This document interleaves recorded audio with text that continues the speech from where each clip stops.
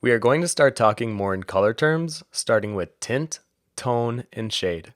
You may have heard these in passing, such as, let's use a shade of red for this area, but there's a good chance that the term shade was being used incorrectly. So let's get these color terms down. Looking back at our modern color wheel, these are the pure hues that we work with. So let me show you an example of how to create a tint, a tone, and a shade from a single hue.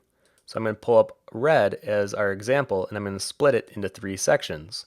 And from here, we're going to mix in white, neutral gray, and black. And then this will result in a tint, a tone, and a shade of red. To remember which is which, I typically think that tint and white are similar sounding, like a hint of white, just like a shade and black are similar in that they both have 5 letters, and the letter A is in the middle. And for tone, I always think of toning it down, and in that way it lessens it.